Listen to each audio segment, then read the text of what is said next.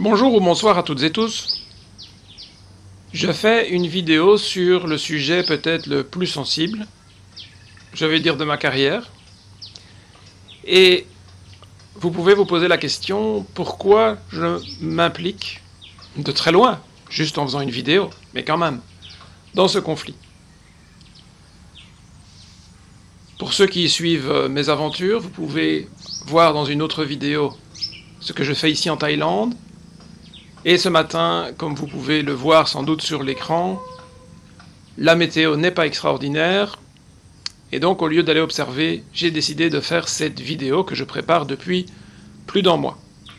J'accumule des informations pour prendre du recul, pour être certain de ne pas raconter de choses fausses, et surtout faire une vidéo constructive.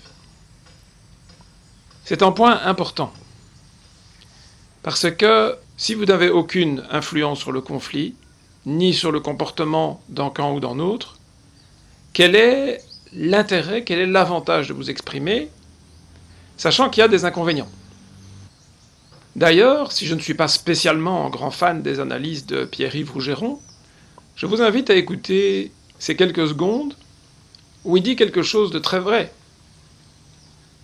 Dans son camp, je dis bien son camp parce que c'est pas vraiment le mien, lui c'est le patriotisme, la défense de la France. Bon, vous savez que j'ai d'autres priorités, en plus je ne suis pas français, soit dit en passant. Mais, peu importe, ce qu'il dit est très vrai. Prendre parti va nous diviser pour rien. Je vous laisse écouter. Tout le monde s'engueule, et particulièrement les patriotes et nationalistes français s'engueulent entre eux pour rien. Donc la question de cette vidéo, c'est Israël-Palestine, a-t-on le droit de s'en foutre? Réponse oui. S'en foutre, ça veut dire éviter de prendre tout ça à cœur et de regarder ça froidement, analytiquement, avec un œil en biais, sachant que ça n'a pas une importance considérable pour les intérêts français. Il faut fuir ce conflit comme la peste quand on est nationaliste français. Point actualitaire, c'est un conflit qui dure c'est un pic dans ce conflit long qui va fêter, qui a déjà dépassé le siècle pour ce qui est des implantations sionistes en terre de Palestine mandataire. Les Israéliens sont en crise politique et Benjamin Netanyahou joue sur le conflit pour pouvoir se maintenir au pouvoir. Il est le premier ministre au plus long règne de l'histoire d'Israël. Et donc, j'ai envie de dire la même chose que lui. Entre naturalistes, écologistes, animalistes, défenseurs du vivant, toute autre chose. Pourquoi se diviser sur un conflit sur lequel nous n'avons aucune prise? Que vous soyez choqués par des tortures, des morts, des bombardements, des assassinats. Bien sûr, c'est normal, heureusement que vous êtes choqués, sinon vous seriez un peu psychopathe sur les bords. Mais dire « tel doit gagner absolument », le seul coupable est tel, d'abord c'est toujours faux, et en plus ça ne sert à rien. J'espère que vous entendez bien ce que je dis. Alors certains me rétorqueront que j'ai pris parti progressivement, mais de façon assez nette, dans le conflit russo-ukrainien. Mais c'est très différent du conflit israélo-palestinien. Et je vais vous montrer pourquoi.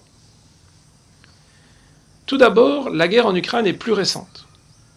Alors je sais que pour certains, elle a commencé le 24 février 2022, tout comme le conflit actuel au Proche-Orient aurait commencé le 7 octobre 2023. Évidemment, c'est totalement faux. Mais le conflit russo-ukrainien est relativement récent quand même. Ça fait une trentaine d'années environ que progressivement les publications américaines montrent que, après donc la guerre froide et la chute de l'Union soviétique, les États-Unis voudraient bien utiliser l'Ukraine pour affaiblir la Russie. Et progressivement, ils ont mis leur plan en place. Et la Russie a certainement fait des erreurs, comme tous les pays du monde. Aucun gouvernement n'est parfait. Mais ils ont essayé de tout faire pour éviter la guerre. C'est pas spécialement que c'est des humanistes ou des gens formidables. Dans tous les pays, il y a des très bonnes personnes et des très mauvaises. et celles qui dirigent sont rarement des personnes, on va dire, des lapins blancs. Mais c'est en fait, que ce soit parce qu'ils avaient peur de perdre, parce que c'était plus intéressant économiquement, ou tout ce que vous voulez. Mais force est de constater que les États-Unis voulaient la guerre, la Russie ne la voulait pas. Et donc quand la guerre a commencé, ce que je vous ai dit dès le premier jour, le 25 février, j'ai fait une vidéo, et je vous ai dit, attention à la propagande, parce que on va essayer de vous faire croire que c'est la Russie qui veut la guerre, pour justifier tout ce qui s'est passé, qu'on soutienne l'Ukraine quasiment à mort, qu'on leur envoie des sommes fabuleuses, qui affaiblissent notre économie déjà à mal, sans parler de l'histoire, bien sûr, des gazoducs, et puis les sanctions, dont la première victime, c'est nous, les Européens. Donc, si plus de gens, il y en a déjà eu beaucoup, mais si plus de gens avaient compris ça, et avaient lutté contre le soutien à Kiev, on aurait pu arrêter la guerre avant. Donc on avait une prise. Non pas individuellement, c'est pas moi ou vous, mais ensemble, on aurait pu arrêter la guerre plus tôt, et on a toujours ce même pouvoir de l'arrêter au plus vite. Donc on a clairement un pays qui voulait la guerre, un autre qui ne voulait pas, un pays qui essaye d'avoir la paix, un pays qui met de l'huile sur le feu, et nous faisons partie des pays qui soutiennent, la France, la Belgique, l'Union européenne en fait, qui soutiennent le camp qui met de l'huile sur le feu. Et puisque nous nous prétendons démocratiques, on devrait en tant que peuple forcer nos gouvernements à prendre d'autres décisions. Là, ça a du sens de prendre parti. Notez que on parle beaucoup moins de la guerre en Ukraine depuis le 7 octobre, vu ce qui se passe au Proche-Orient. Et je voulais vous dire plusieurs choses, rapidement, parce que je veux parler du Proche-Orient avant tout. La guerre n'est pas finie, mais en fait, il se passe précisément ce que j'avais annoncé comme le plus probable, comme le scénario le plus probable, dans une vidéo de mai 2022. Donc j'insiste pour que vous ayez la voir ou la revoir, pour vous rendre compte de ce qui se passe et de la pertinence de mes analyses. Vous allez voir que dans les médias alternatifs aujourd'hui, en gros ce qu'ils disent, c'est ce que je disais en mai 2022, avec un petit peu d'avance, on va dire ça comme ça. Ensuite, si vous voulez écouter des informations plus précises sur les conflits, sur la manière dont ils avancent à Advivka, ou je ne sais plus comment ça s'appelle, qui est en gros chaudron, un petit peu comme Bakhmut l'a été, ou Mariupol, où les Russes semblent plus aguerris, ça va plus vite que dans les deux villes précédentes, eh bien vous pouvez écouter, c'est un peu toujours les mêmes que je souligne, mais qui sont vraiment excellents, en particulier Jacques Beau, Caroline Galacteros, Slobodan Despot, et toujours Xavier Moreau, même si on reproche évidemment à Xavier Moreau d'être franco-russe et d'être totalement de parti pris. Alors certes, il s'en cache pas, il est totalement pro-russe dans ce conflit, mais les informations qu'il donne depuis un an et demi et plus en fait, mais en particulier sur ce conflit, ont quand même été excellentes tout le long. Alors bien sûr, il a été parfois trop optimiste par exemple, mais qui ne l'a pas été en défendant son camp? Et donc, comme je le dis en 2022, la Russie va continuer à gagner, et elle va prendre ce qu'elle a envie, à savoir Odessa et toute la partie sud jusqu'à la frontière moldave, où elle pourra connecter la Transnistrie. C'est bien ce que je dis dans cette vidéo. Et c'est exactement ce qui est en train de se passer, sauf si en coup de folie, des Occidentaux, des Américains, ce ne seront pas les Français qui feront ça, passer par exemple au nucléaire. Et donc c'est pour ça que je demande dans cette vidéo, est-ce qu'on risque une troisième guerre mondiale, une guerre nucléaire, à cause du conflit ukrainien? Connaissant la folie des Américains, la probabilité n'est pas nulle, je crois que c'est quand même assez faible, heureusement, parce que c'est pas un homme tout seul qui décide. On sait d'ailleurs pas bien qui décide aux États-Unis en ce moment, mais ça c'est une autre histoire. Ceci dit, les États-Unis sont aussi impliqués dans la guerre au Proche-Orient, et avant de parler de ce conflit proprement dit, je vous rappelle que dans toutes les vidéos de géopolitique que j'ai faites depuis, en particulier, le conflit en Ukraine, il y en a une dizaine, il y en a une sur le Soudan, une guerre qui continue, qui fait beaucoup de morts, plus qu'en Israël d'ailleurs, pour l'instant, et presque personne n'en parle. Et du coup, il y a presque personne qui regarde ma vidéo. Et c'est dommage parce que c'est aussi le même conflit, le conflit États-Unis contre tous ceux qui ne veulent pas en fait se soumettre aux États-Unis. On est vraiment dans le même cadre. Et pour bien comprendre ce qui se passe au Proche-Orient, qui est très complexe, ce serait bien de savoir aussi ce qui se passe au Soudan. Je vous invite donc chaleureusement à aller écouter ou réécouter, pour les rares qui l'ont déjà fait, cette vidéo qui vous fera mieux comprendre la globalité de ces conflits. Concernant Israël et Gaza, je ne vais pas revenir sur ce que vous avez entendu. L'implication d'Israël dans le conflit entre l'Azerbaïdjan et l'Arménie, ainsi que l'implication de l'Iran, qui est forcément ennemi d'Israël. Je précise que l'Iran n'a a priori pas soutenu le Hamas dans cette attaque, parce que c'est une des pires victimes de ce conflit. Ceux qui vous disent « Ah, l'Iran, il gagne », pas du tout. L'Iran perd beaucoup dans cette histoire. C'était tout l'intérêt de l'Iran de normaliser ses relations, notamment avec l'Arabie Saoudite, et devenir un pays acceptable pour le monde occidental et pouvoir développer son économie. Tout comme ça n'arrange pas l'Arabie Saoudite, pas du tout, qui est obligée, par rapport à son opinion publique, par rapport à ses alliés, de se positionner en faveur des Palestiniens, qui sont principalement arabes et musulmans, comme l'Arabie Saoudite. Mais tout le monde aurait préféré que la poussière reste sous le tapis. L'Égypte aussi. Ça n'arrange pas du tout l'Égypte. Parce que l'Égypte se méfie, le gouvernement actuel d'Al-Sisi, se méfie terriblement des frères musulmans. C'est leur principale opposition à l'intérieur. Or, les Palestiniens ne sont pas tous frères musulmans. Mais le Hamas est quand même une branche des frères musulmans. Alors certains disent qu'ils se sont un peu écartés, peut-être, mais c'est quand même la même idéologie, ou très proche. D'ailleurs, c'est quelque chose qui n'est pas assez souvent souligné dans les médias, c'est qu'on dit à raison, ceux qui disent Gaza est une prison à ciel ouvert, c'est vrai, c'est des conditions de vie horribles. Mais Israël n'est pas le seul pays responsable de la situation.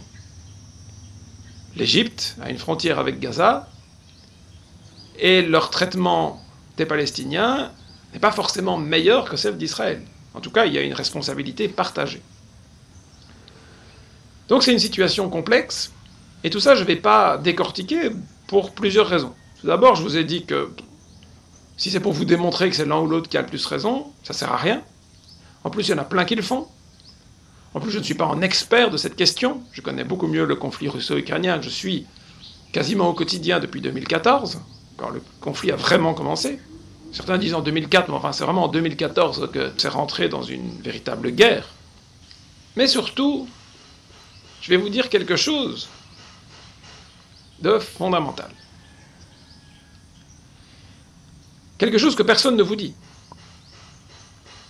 Et j'espère que vous allez bien comprendre. Et pour vous y aider, j'ai pas mal d'extraits. J'aurais pu en mettre beaucoup plus, mais je ne vais pas faire une vidéo trop longue. Mais je vais mettre quelques extraits quand même, très intéressants, d'autres analyses, qui essayent d'être objectives le plus possible, pour vous apprendre quelques détails de gens qui sont plus experts que moi.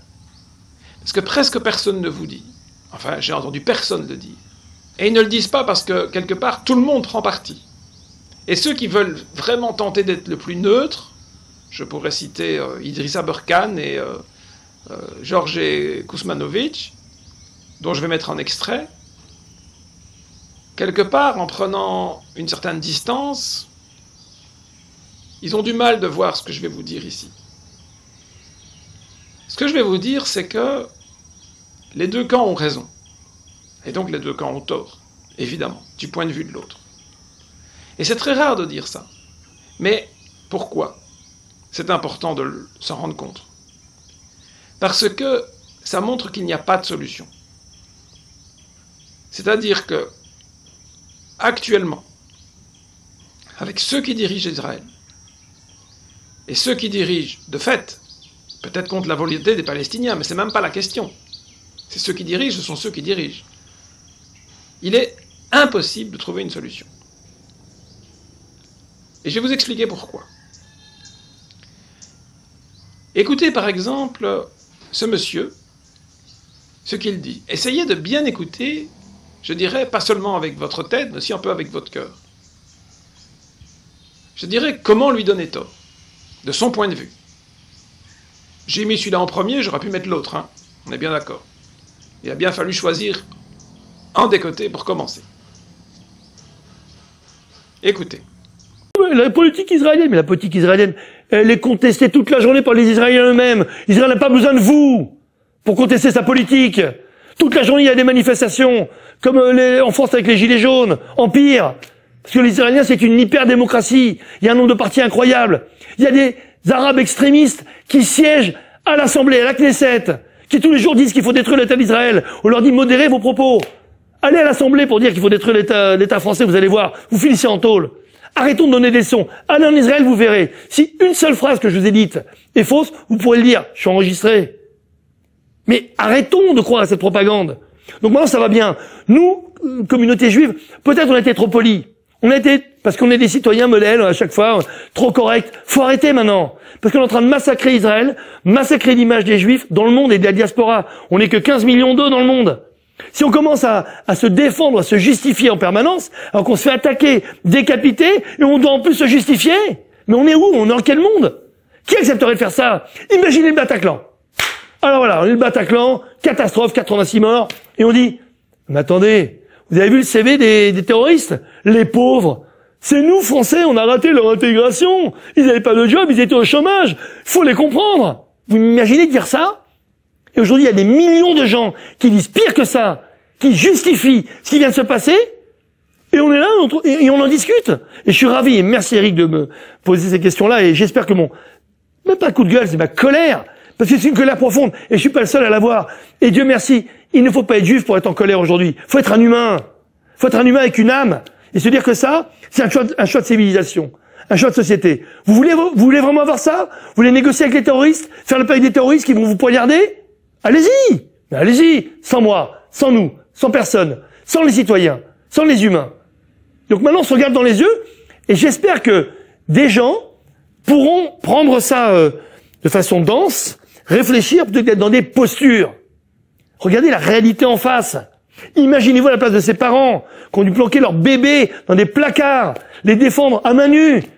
Ils se sont fait massacrer et heureusement, ils ont réussi à sauver leur bébé de façon miraculeuse. On en est heureux. Parce qu'il y a que les parents qui se sont fait décapiter. Non mais vous imaginez? Faut se réveiller là. Oh, on se réveille. On n'est pas dans Oui Oui, on n'est même pas dans Netflix, on n'est même pas dans Fauda. On est dans la vraie vie. Et ça s'est passé en vrai. Donc maintenant, il faut juste retrouver une morale, retrouver un sens commun, et se dire dans quel camp on se situe. Il n'y a pas de grille, hein. C'est on est du côté de Skywalker ou du côté de Dark Vador. Il ne faudra pas se plaindre après. Vous ne pouvez pas être neutre. On ne peut pas être neutre. La neutralité est interdite, elle est pire que de prendre un choix. Je préfère quelqu'un qui dit je suis du côté des terroristes que quelqu'un qui dit oh moi je me mêle pas. C'est parce qu'il y a trop de gens neutres justement qu'il y a ce clivage incroyable et cette zone de flou. Il faut être déterminé.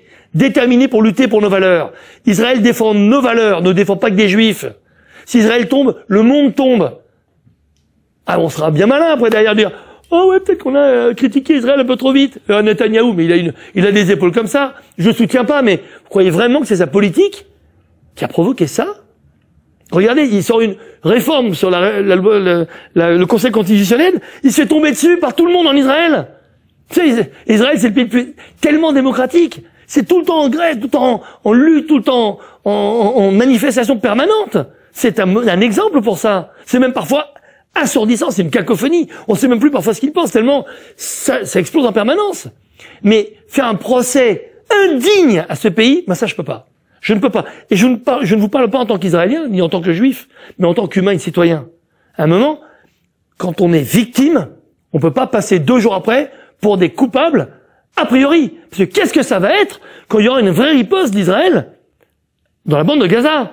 Quand on va aller récupérer des otages, qu'on va faire 200 morts, on va nous dire quoi? Ouais, regardez, vous avez fait 200 morts pour récupérer des otages français. On a 10 Français en otage. 20 qui ont été massacrés, ou l'inverse, je sais plus les scores. On s'en fout de ça? Qui a fait un hommage pour ces Français? C'est quand même dingue. Ouais, mais alors pardon, il y a beaucoup de gens qui s'émeuvent, aussi à juste titre, de dire ces otages, pour la plupart israéliens, il y a même quelques Français, enfin en tout cas qui ont la double nationalité. Oui. Ça veut dire quoi? Qu'il faut les sacrifier? Ah, je parle pas de ça. J'ai dit, qui s'émeut de savoir comment ils vont et comment on va les récupérer? Non, mais ce que je veux dire, l'attaque, alors on enregistre l'attaque en représailles d'Israël vers le Hamas n'a pas eu lieu. C'est extrêmement clair. Je vais vous le dire cash. Et hier, on a parlé avec Olivier Rafovitch, qui est un des porte-parole de l'armée. C'est un casus belli phénoménal aujourd'hui, ce qui se passe, parce que le Hamas, évidemment. C'est un dilemme. C'est un dilemme, oui, mais c'est un dilemme. Vous savez, malheureusement, le Hamas a fait des prisonniers. Quand ils font prisonniers, en général, on les retrouve pas. Il faut le dire. Qu'une fois, on a négocié Gilad Shalit, on a mis des années à le négocier. Lui contre 1000 terroristes. On a libéré 1000 terroristes contre une vie. Parce que pour nous, qui sauve une vie, sauve l'humanité. Sauf que là, vous croyez sincèrement que le Hamas va tenir Israël parce qu'ils tiennent des otages? Ça veut dire quoi? Ils refont une autre prise d'otages demain? C'est-à-dire qu'ils prennent en otage les otages qu'ils ont, plus la population mondiale. C'est pas la guerre, ça, en plus. Mais non, c'est pas la guerre. Donc, Israël va être obligé de faire au mieux. C'est-à-dire d'aller se débarrasser du Hamas jusqu'au dernier et d'essayer au maximum de récupérer au moins quelques otages, ou peut-être tous. Il y a peut-être des miracles. Vous savez, Israël a souvent eu des miracles. Rappelez-vous Entebbe, hein. Le frère de Bibi Netanyahou a mené l'attaque, il a été tué au combat. Ils ont ramené quand même pratiquement tous les otages, il y a eu un ou deux morts. C'est un miracle. Il y a eu d'autres miracles. D'autres se sont pas produits, comme les JO de 72 à Munich, mais c'est normal, parce que les Allemands ont voulu faire l'action eux-mêmes et ils ont exécuté tout le monde s'est fait exécuter. Il y a des miracles en Israël. Moi, j'y crois. Il faut y croire. Mais mettez-vous à la place d'Israël, qui est tellement une armée morale et pour qui la vie est le plus important. Le Hamas s'en fout de la vie. Mais déjà, le Hamas se fout des Palestiniens. C'est pas la cause palestinienne qu'ils défendent. C'est leur business. Ils sont financés par l'Iran et le Qatar. Faut le savoir. J'espère que je vous apprends pas quelque chose. Sinon, là, c'est compliqué. Mais jamais le Hamas s'est battu pour la cause palestinienne. Faire la paix, c'est avec quelqu'un. Avec qui? Le Hamas, c'est pas quelqu'un. C'est des monstres. Faire la paix avec un monstre, mais c'est un monstre soi-même. Alors, vous vous rendez compte que si vous n'êtes pas spécialement impliqué dans la politique, que vous n'êtes pas un expert de l'histoire, que vous vous intéressez à votre vie, surtout si vous êtes en partie à l'étranger, et que vous voyez des proches, des amis, des compatriotes se faire massacrer. Vous ne pouvez que réagir comme ça. Donc c'est pour ça que je dis on ne peut pas lui donner tort. Mais on est d'accord qu'il a une vision partielle. Je vais y revenir. Mais je comprends son émotion, et quand je l'écoute, je ne peux que lui donner raison. Mais écoutons maintenant le contraire. Écoutons, pareil, avec notre tête, mais aussi avec notre cœur, ce que disent ces personnes qui défendent le point de vue, peut-être pas de tous les Palestiniens, tout comme le précédent n'était pas tous les Israéliens ou les pro-israéliens. Écoutons des gens qui tiennent des propos pro-palestiniens. Depuis le 7 octobre, on assiste de la part de l'État israélien à plus d'une dizaine de milliers de bombardements visant des hôpitaux à plusieurs reprises, des camps de réfugiés à plusieurs reprises, des écoles de l'ONU à plusieurs reprises, des quartiers résidentiels, des universités, des ambulances, des convois humanitaires, des journalistes, des bâtiments de presse internationale et même l'Institut français à Gaza. Se rajoutent à ça des bombes au phosphore blanc régulièrement lancées, un camp de torture de 3000 Palestiniens en Israël renvoyés sous les bombes à Gaza, un blocus quasi total de l'enclave menant à de graves pénuries de nourriture, d'eau, de carburant, rendant impossibles les soins, propageant des épidémies mortelles pourtant évitables, puis le blocage de l'aide humanitaire au sud, au niveau du poste de frontière de Rafah, et enfin le projet de déplacement de 2 millions de personnes hors de leur terre dans les pires conditions humanitaires à Gaza et en Cisjordanie. Et avec ça circulent des centaines de vidéos de Palestiniens pleurant leur mort, d'hôpitaux surchargés avec des gosses blessés posés au sol, d'hommes, de femmes et d'enfants coincés dans les décombres et les scènes de carnage qui suivent les bombardements. Et ça, jour après jour, sans interruption. 10 000 personnes assassinées directement, dont des milliers d'enfants, sans compter les blessés, sans compter la vague aussi des morts qui va arriver suite aux privations, notamment au niveau de la santé. Donc là, parler du droit de défense d'Israël le 7 octobre n'a évidemment rien à voir avec ce même droit de se défendre d'Israël aujourd'hui, après tout ce qui s'est passé. Il devient évident que l'urgence, c'est qu'à défaut d'avoir empêché le massacre du Hamas, qu'on soit capable au moins d'arrêter le massacre de l'État israélien. Le bombardement, aussi massif soit-il sur Gaza, et il l'a été puisque la moitié des bâtiments du nord de l'enclave ont été détruits ou endommagés, ne pourra conduire à l'éradication du Hamas. Et pour cause, ses dirigeants sont au Qatar, là même où sont négociées les conditions de libération des otages. En revanche, l'objectif de rétablissement de la dissuasion est, lui, partiellement atteint. En effet, l'ampleur de la riposte israélienne a montré une nouvelle fois que Gaza pouvait payer le prix fort des décisions du Hamas. كانت الزهرة عن أحلى منطقة بالدنيا وكانت كلها هيك يعني كلها هان كله هان كان أبراج كلهم تقريبا يعني حوالي 30 برج راح ومنهم برجنا اللي هناك يعني كنا محظوظين في مدينتنا وبالآخر راحت وبطل فيه ولا منطقة هان. أنا بحاول طبعا مش إني أنا أستعيد بعض ذكريات من بيتي. أنا في بعض ذكريات في بيتي أنا بحاول أستعيد منها. بحاول استعيد بعض الذكريات اللي تبعت اطفالي كتبي حياتي اللي بقول احنا صامدين احنا مش صامدين احنا تعبنا ما ضل فينا نفس بكفي حرام عليكم بكفي تمام يعني عن جد الشيء اللي صار اكبر من الوصف. Un prix fort qui engendre une urgence humanitaire dans un territoire grandement détruit, avec des survivants contraints de vivre dans des conditions particulièrement difficiles. روائح كريهة وكذلك تنتشر حولها القوارض والحشرات المختلفة التي تهدد بكارثة صحية وبيئية للمواطنين. Une situation qui inquiète la dite communauté internationale, laquelle se positionne pour un cessez-le-feu auquel la population israélienne est favorable s'il permet la libération des otages, contrairement à l'aile droite du gouvernement qui laisse presque entendre que les otages sont finalement le prix à payer. En cherchant des témoignages sur place de Palestiniens qui subissent les bombardements, eh bien, je me suis rendu compte que c'était très difficile à trouver. Il semblerait que les moteurs de recherche tentent à mettre en avant d'innombrables témoignages de ce qui s'est passé le 7 octobre, et je n'en mets pas ici, il y a assez de choses horribles qui ont été dites, sachant toutefois qu'il y a peut-être une certaine exagération, on verra plus loin. En aucun cas, les massacres du 7 octobre sont justifiables, et ceux qui disent que tout est montage, il n'y en a pas beaucoup, mais il y en a, forcément ils mentent, puisque des combattants eux-mêmes se sont filmés pour montrer leurs méfaits à leur famille et montrer fièrement comment est-ce qu'ils ont martyrisé des Israéliens. Donc ceux qui mettent en doute la réalité sont des menteurs ou des manipulateurs.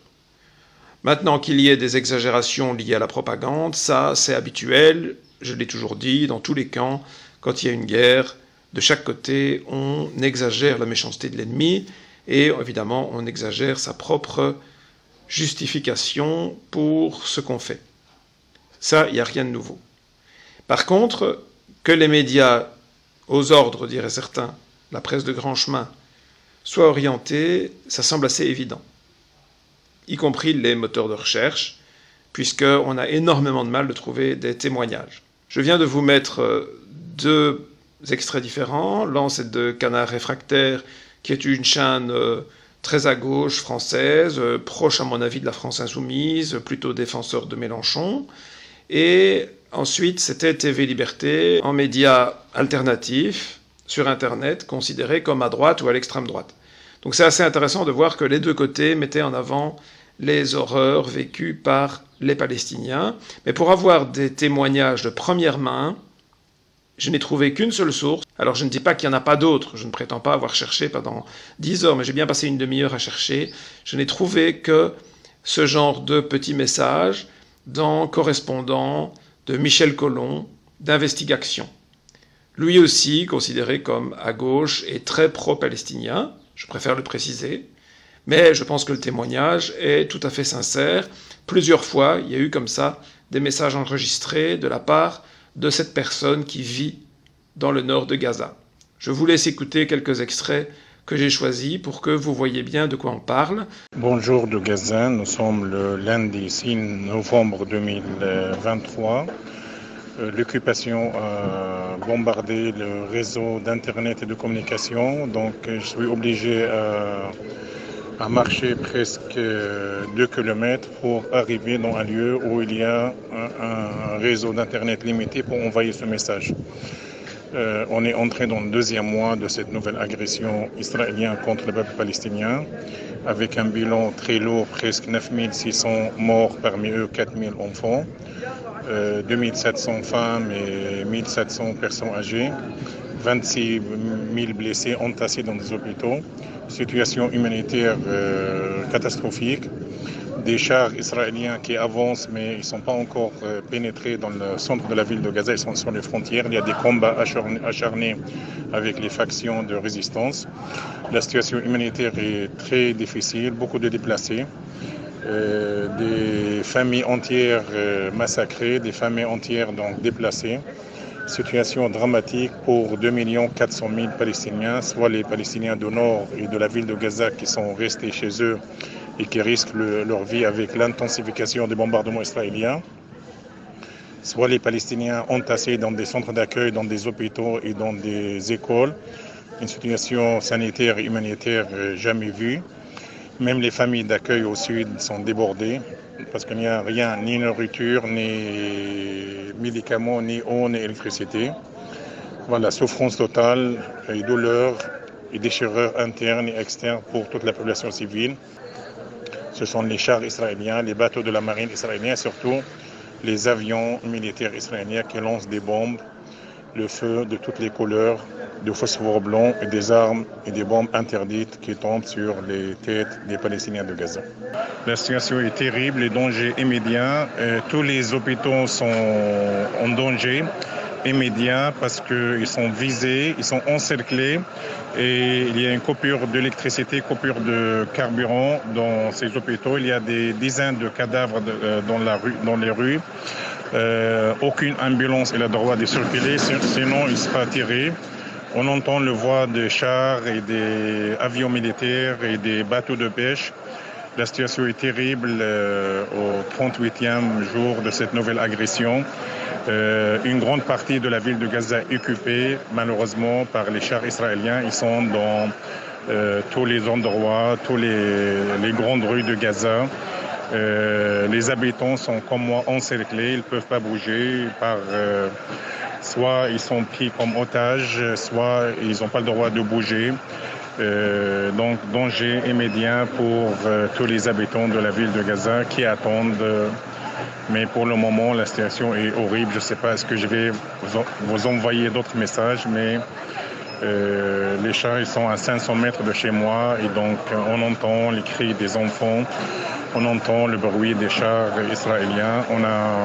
La situation est terrible, horrible. Ziad Mido, Gaza, Palestine. Les Palestiniens de Gaza sont tous sous le choc. Après ces 48 jours de destruction, des bombardements, des massacres, de génocide. Et voilà, ils sont en train de constater. Donc Gaza n'est plus de Gaza. Gaza, ma ville natale, n'est plus Gaza. Il y a seulement des ruines, destruction massive. L'hôpital Shifa, qui a été occupé pendant 10 jours par les chars et les soldats israéliens, il est endommagé, il est bombardé, il est détruit, il est hors service. Il y a quelques cliniques pour les malades, pour les patients, mais à part ça, la situation dramatique, il n'y a pas de nourriture, les magasins sont fermés, il y a peu de nourriture dans les marchés, les prix sont flambés, donc il n'y a rien dans les marchés, dans les magasins. Les gens vivent, ils survivent le jour au jour, mais la nourriture, c'est pas important. Le plus important, c'est arrêter cette guerre, cette offensive définitivement. C'est ça le souhait de tous les Palestiniens de Gaza. Évidemment, en témoignage est toujours discutable, et les chiffres le sont toujours aussi. Ils peuvent être manipulés, tronqués, etc. S'il y a effectivement des gens qui doutent des chiffres donnés pour le 7 octobre, d'autres disent que l'incroyable nombre de victimes civiles à Gaza est faux, et que ce serait une propagande du Hamas. Toutefois, vu le nombre d'images, de bombardements, de destructions qu'on voit, on se rend bien compte qu'il doit forcément y avoir des tas de victimes civiles. Est-ce que nous avons les moyens de nous faire une véritable idée? Je crois que dans ce cas-ci, la réponse est oui. J'ai mis les chiffres à l'écran. Regardez, l'ONU déplore plus de 100 morts parmi son personnel. apparemment le total le plus élevé de l'histoire depuis que l'ONU existe, sur une telle période de temps. 100 morts sur 13 000 personnes qui travaillent pour l'ONU dans la bande de Gaza. Donc, une personne sur 130 tuée dans les bombardements. Manifestement, Israël ne vise pas le personnel de l'ONU. Ils disent qu'ils visent le Hamas, qu'ils essayent de limiter les dégâts que l'on appelle collatéraux. Dans ce cas, quand c'est un personnel de l'ONU qui meurt, c'est un accident, comme n'importe quel civil. Donc, la proportion de 1 sur 130 parmi la population semble en ordre de grandeur réaliste. 1 sur 130, rapporté à 2 millions d'habitants de la bande de Gaza, ça ferait 15 000 morts. Or, le Hamas parle justement de 10, 12, 14 000 morts, selon les chiffres les plus récents. Donc l'ordre de grandeur est bon. Ce qui signifie que, quelles que soient les réussites militaires ou non de l'opération d'Israël, il y a beaucoup plus de morts dans la réplique que dans l'attaque originale. Ça, c'est très important de le dire. Et ensuite, surtout, et c'est le point le plus important sans doute que j'essaie de partager avec vous dans cette vidéo, ce n'est pas en ayant des représailles terrifiantes qu'on va solutionner le problème. Parce qu'évidemment, les gens qui sont maintenant sous les bombes, ils auront aussi envie de se venger. Peut-être pas tous, mais des milliers de personnes qui ont perdu des proches, sans doute des dizaines de milliers de personnes, il y en a qui vont vouloir se venger, et donc c'est l'escalade. Et c'est malheureusement comme ça depuis des dizaines d'années. J'ai mis en bandeau pour que vous le constatiez, mais la réaction que j'ai mise de Pierre-Yves Rogeron au début, c'était une réaction de 2021. Pourtant, sans doute que si les gens n'ont pas fait attention, ça aurait pu être 2023. Parce que ces situations, elles se répètent, ça n'a rien de nouveau. Alors, comme je le dis, nous, Belges, Français, Suisses, Canadiens, on n'a pas le pouvoir d'arrêter cette guerre. Donc, évitons de nous y impliquer de trop, mais ça ne nous empêche pas de regarder la réalité avec un maximum d'objectivité. Et il y a des analystes qui ont une telle, pas une objectivité parfaite évidemment, tout le monde a une petite orientation, mais il y a plusieurs analystes qui font vraiment des discours proches, je pense, de la perfection. Je vais vous en mettre quelques-uns, à commencer par Pierre Conessa, qui, vous allez voir, est très critique par rapport à cette intervention israélienne, alors qu'il a tellement critiqué l'Arabie saoudite auparavant qu'il a plusieurs fois été considéré comme islamophobe. Donc on ne peut pas dire qu'il a un a priori pour les Palestiniens. Pour revenir à votre question, c'est-à-dire sur le conflit israélo-palestinien, moi, ce qui me frappe, si vous voulez, encore une fois, c'est la radicalisation des postures. C'est-à-dire, si le Hamas a massacré, c'est sûr qu'il y a eu massacre, c'est sûr qu'il y a eu viol, c'est sûr que c'est scandaleux. Mais je rappelle toujours le début de la guerre d'Algérie. La guerre d'Algérie a commencé comme ça. Et à l'époque aussi, on disait on ne peut pas discuter avec des terroristes, on ne discutera jamais avec des terroristes. Il a fallu 8 ans, l'appel au contingent, etc., pour qu'au bout du compte, on dise qu'on reconnaissait une légitimité au FLN. Là, on est exactement dans la même posture. C'est-à-dire qu'on a deux radicalismes face à face, Netanyahou étant un radical, soutenu par des juifs radicaux, qui sont aussi starbés que les islamistes, que les salafistes. Et si vous voulez, l'attention des médias peut focaliser sur un point plutôt que sur un autre.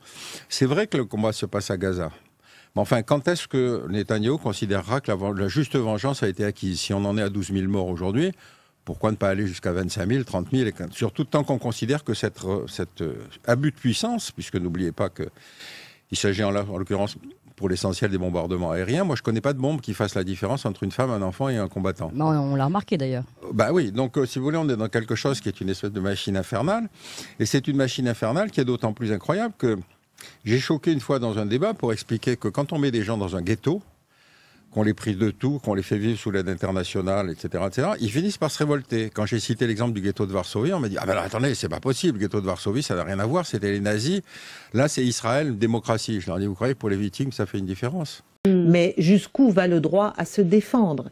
Jusqu'à quel point, jusqu'à quel prix humain peut-on accepter ce droit à se défendre? Et de toute façon, en termes d'efficacité militaire, que peut espérer Israël, même d'une opération telle qu'il est en train de la mener, très très large, de vive force, d'entrer dans la bande de Gaza, d'exode forcé de plus de 2 millions de 2 millions de personnes?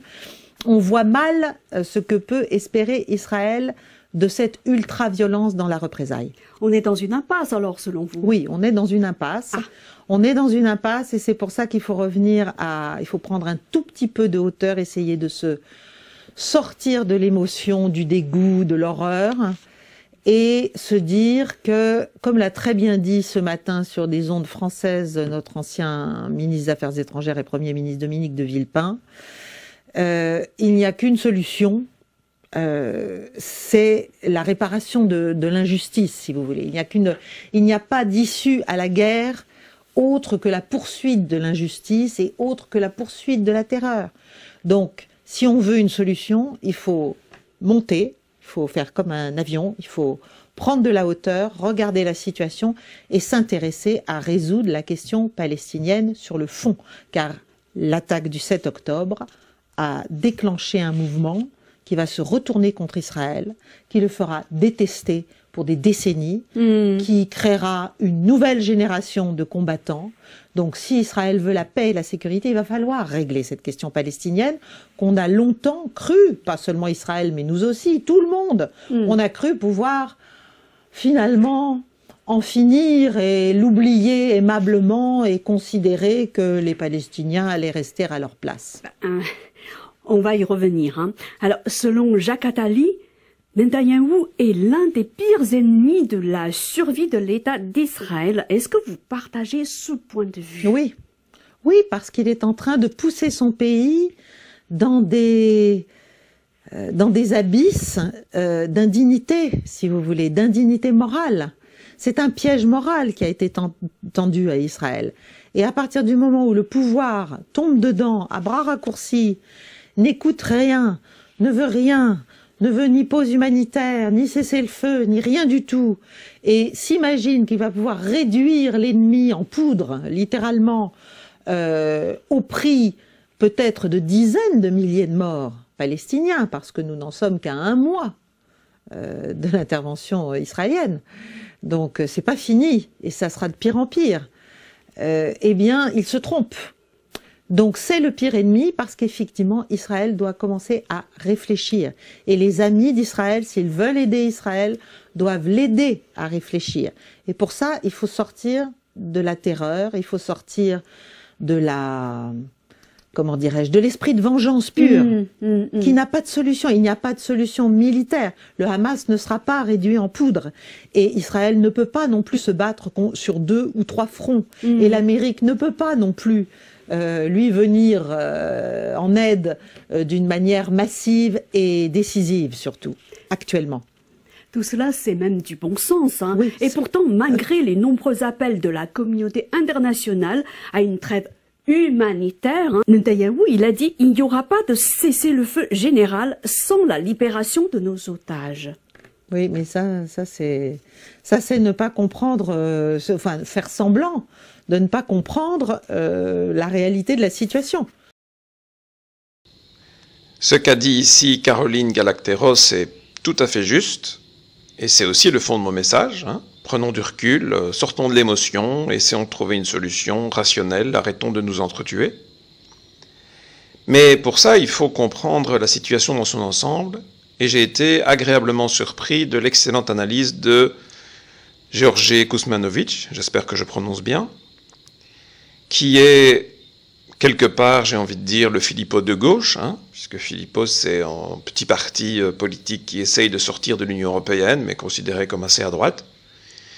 Et Kuzmanovic, c'est un peu l'équivalent à gauche, un petit parti qui veut sortir de l'Union européenne, mais disons plutôt à gauche. Et puisque Philippot a travaillé pour Marine Le Pen, considérée comme l'extrême droite, et Kuzmanovic a travaillé pour Mélenchon, considéré comme l'extrême gauche. Donc c'est un peu un miroir, mais tous les deux sont pour la sortie de l'Union européenne. Et ce qu'il dit est vraiment intéressant et important, et je vous invite à bien écouter, d'autant plus que lui est très pro-palestinien, il s'en cache pas. Il a même fait des manifestations pour la libération de la Palestine. Et ce qu'il dit sur le Hamas est quand même très intéressant. Parce que beaucoup de gens croient qu'en minimisant les crimes du Hamas, ils soutiennent la Palestine. Ils se trompent. Et sa démonstration est, à mon avis, imparable. Et depuis, il y a eu d'énormes colonisations israéliennes en Cisjordanie, qui est ce morceau de terre à l'est d'Israël, de la Palestine, qui est tout morcelé avec des barbelés, des murs qui passent au milieu, des checkpoints partout. Bon, s'il y avait un État palestinien, il ne serait pas viable. Et depuis les accords d'Oslo, ce sont entre 500 000 et 700 000 Israéliens qui sont installés là. Souvent, sont des extrémistes ultra religieux. Pas toujours, mais bon, quand même, c'est pas les Israéliens les plus sympas. Et en face, les signataires des accords d'Oslo, l'OLP de Yasser Arafat, eh bien, sont largement affaiblis au profit du Hamas, qui gagne beaucoup, on va dire, de parts de marché politique en Cisjordanie, mais qui a depuis 2006 le pouvoir à Gaza, et c'est eux qui sont à Gaza, et qui ont fait une guerre entre 2006 et 2007 avec l'OLP. Hein. Je rappelle ça à ceux qui soutiennent le Hamas en considérant que c'est la résistance pour les Palestiniens. Moi, j'ai fait énormément de manifestations, j'ai organisé des comités pour la Palestine, mais c'était à l'époque de l'OLP, du Fatah, du FPLP, ça n'a rien à voir. Le Hamas ont fait la guerre à ce que je considère nos camarades de gauche, palestiniens, avec une manière assez étonnante d'exécuter les gens. Ils les jettent par la fenêtre ou d'en haut d'un immeuble. Ils font pareil avec les homosexuels. Et eux, leur projet, c'est pas de faire la paix avec Israël. Leur projet, c'est de détruire Israël, de chasser tous les Juifs, de faire la Palestine de la mer au Jourdain. Et puis, de toute façon, ce sont surtout des frères musulmans et qui se servent de la cause palestinienne pour avancer leur objectif religieux millénariste. Ils veulent faire un califat. C'est pas exactement les militants palestiniens qui étaient plutôt laïcs, socialisants, pan-arabes, et puis nationalistes, qui voulaient faire un foyer, c'est déjà énorme, un foyer national palestinien. Bon. Et en face, c'est Netanyahou. Et Netanyahou, c'est le gars qui est élu, entre autres, par l'extrême droite israélienne, qui a assassiné Yitzhak Rabin, le premier ministre d'Israël, qui est un très célèbre général aussi de Tzahal, l'armée israélienne. Et depuis qu'il est au pouvoir en 1996, alors il n'est pas en continu depuis 1996, mais il est venu de nombreuses fois, mais depuis 1996, ben lui, il a tout fait pour casser les accords d'Oslo. Parce qu'il fait partie de ceux qui ont eux aussi un grand objectif, c'est de dégager tous les Palestiniens. Et de construire Israël, le grand Israël, avec la Cisjordanie et Gaza. Donc on a deux interlocuteurs qui ne sont pas du tout disposés à faire la paix, puisque l'un et l'autre veulent, l'un l'élimination complète des Juifs et l'autre dégager tous les Palestiniens. Voilà, d'où ce qui s'est passé, hein. Le Hamas qui fait cette attaque,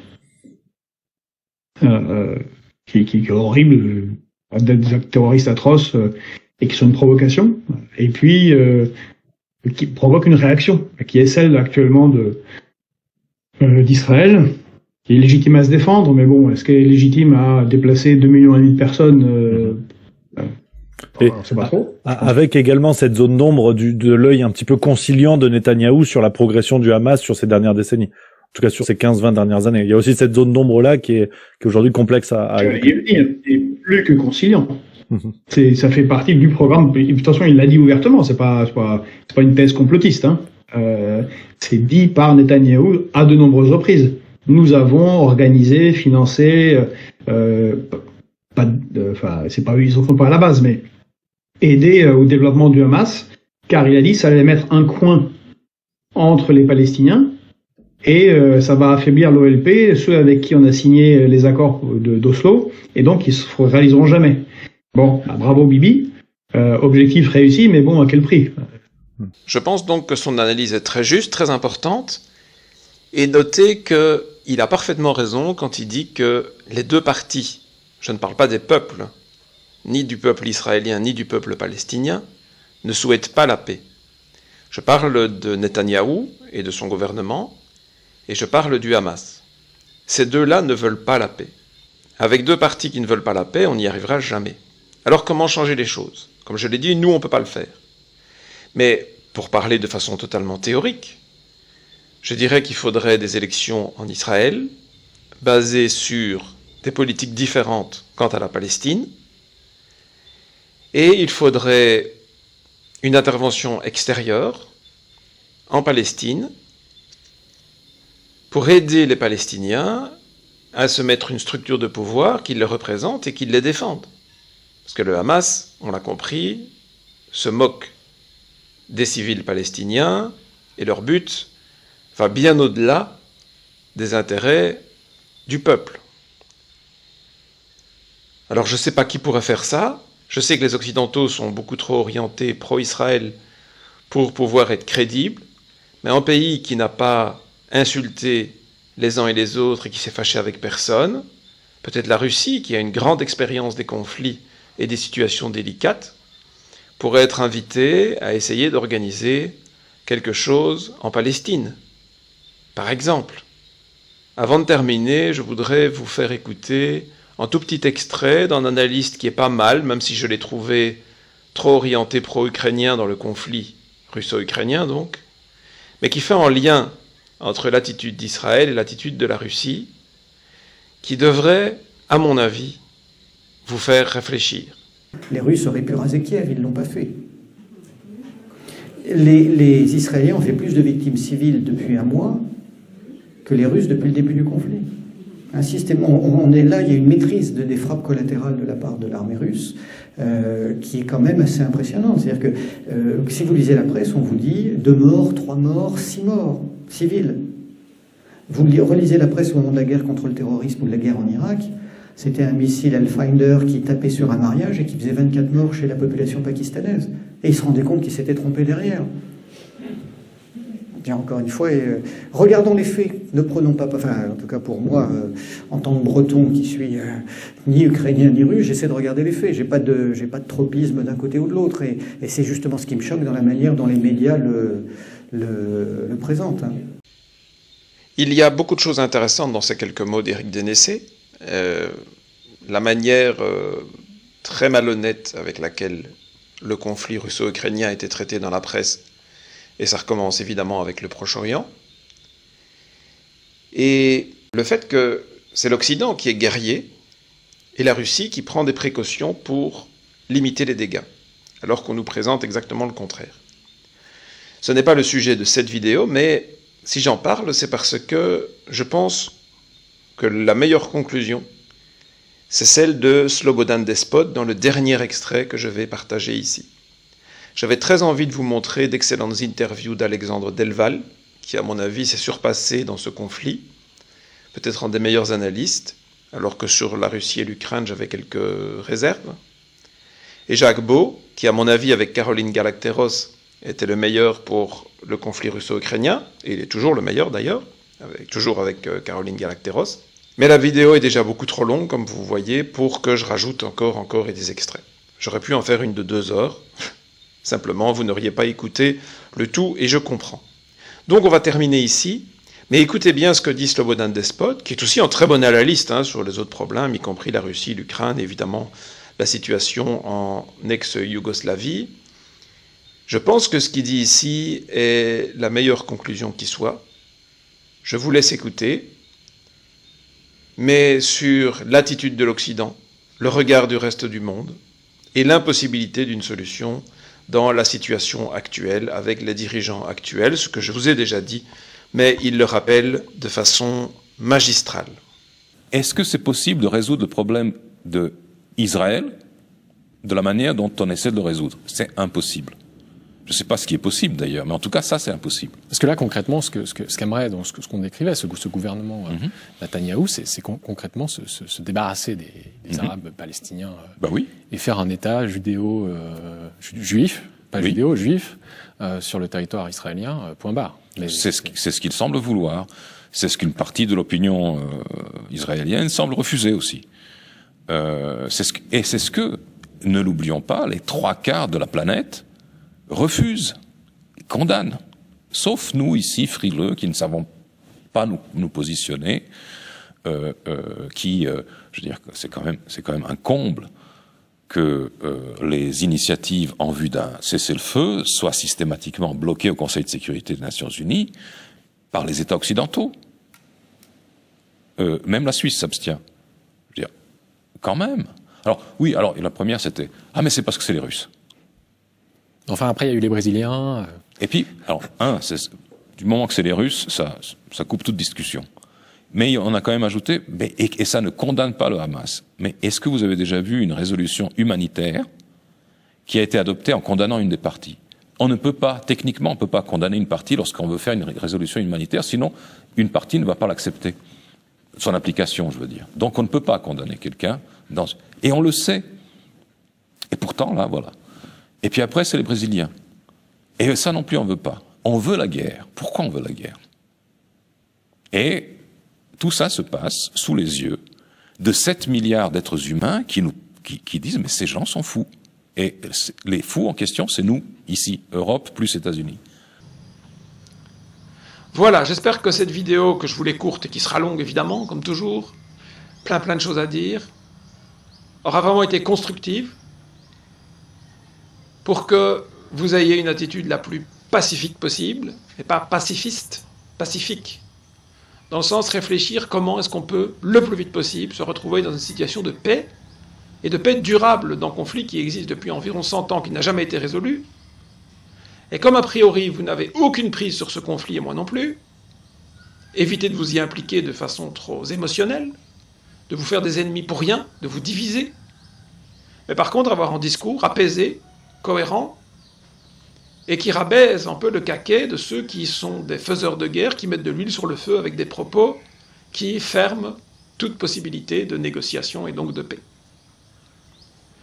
Je reviendrai certainement pour parler de l'Ukraine, même si pour l'instant j'ai peu de choses à rajouter, puisque la réalité donne raison à mes analyses de 2022, et que de plus en plus je vois que la majorité des gens ouvrent les yeux et tiennent des discours proches de ceux que je tenais déjà. Donc à moins d'un gros rebondissement, je ferai quand même, à l'occasion, la vidéo qui rappelle ce qui s'est vraiment passé en 2014. J'ai rassemblé toutes les infos, j'ai plus qu'à la tourner. Et donc je le ferai, même si sans doute qu'il y aura moins d'intérêt que pour les autres, puisque les gens, pour l'instant, n'ont plus l'impression que c'est leur priorité. Je vous dis à bientôt. Si vous voulez soutenir mon travail, j'ai mis le lien vers la cagnotte Tipeee dans la description. Cette année a été financièrement très compliquée et j'ai survécu que grâce à votre aide. Et ça pourrait encore être comme ça pendant quelques mois en 2024, même si je pense qu'enfin, je vais pouvoir m'installer en Amérique centrale avec ma compagne et qu'on va pouvoir commencer à travailler correctement. Merci à tous ceux qui m'ont écouté jusqu'au bout, qui me soutiennent. Pensez aux pouces, au partage, aux abonnements. C'est comme ça que la chaîne peut monter et que mon message peut circuler. À très bientôt.